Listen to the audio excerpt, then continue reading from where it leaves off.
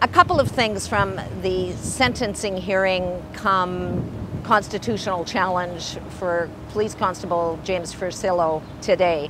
This was the prosecution's first turn really to answer the constitutional issue for the judge, and also to say for the first time on the public record at least what kind of sentence they think James Forcillo, who of course shot Sami Yatim in July of 2013 on a downtown streetcar, what kind of sentence they think he should get. We've had indications of this, but they have come from the defense, who knew, of course, what the prosecutor was going to say.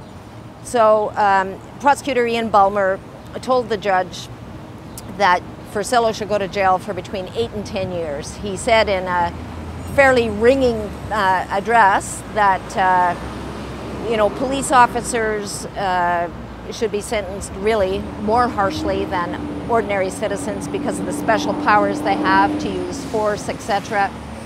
He basically told the judge he should make an example of Forcillo. That was preceded by victim impact statements from Sami Yatim's mom, dad, and sister. All of them said, or especially the parents, said pretty much the same thing about their son. They said that his conduct on the streetcar that night, on the night of his death, where he had pulled a switchblade and exposed his penis and threatened some young women who were on the streetcar, and then ended up in this fatal clash with Forcillo.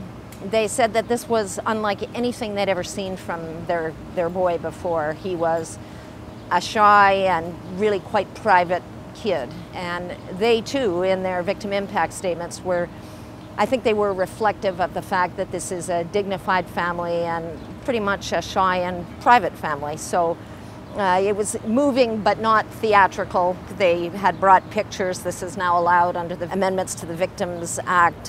They showed pictures of Sami, and his mom, while she was speaking, had one on the screen that showed her as a young woman with baby Sami in a yellow sleeper and curly hair in her arms. So it was a very touching day, and a pretty ringing, denunciatory kind of day if you're James Forcillo. And all of that is all well and good, and it's all part of the process, but it still doesn't fundamentally address the sort of perverse nature of this verdict. This is a police officer who, in the line of duty, a duty he couldn't shirk. I mean, he couldn't walk away from a call to the streetcar.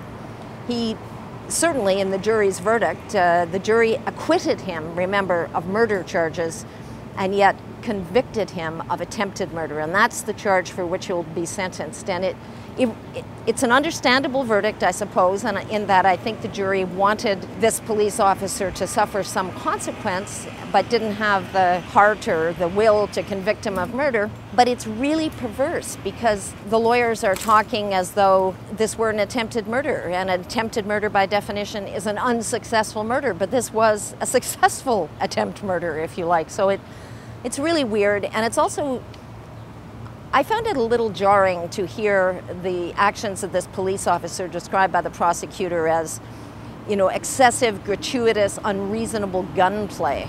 It was hardly that, whatever else. Anyway, the sentencing hearing, come constitutional challenge, will resume tomorrow for a short time. Then the judge will reserve his decision, and at some unknown at this moment future date, finally, we will find out what kind of sentence James Forcillo will get.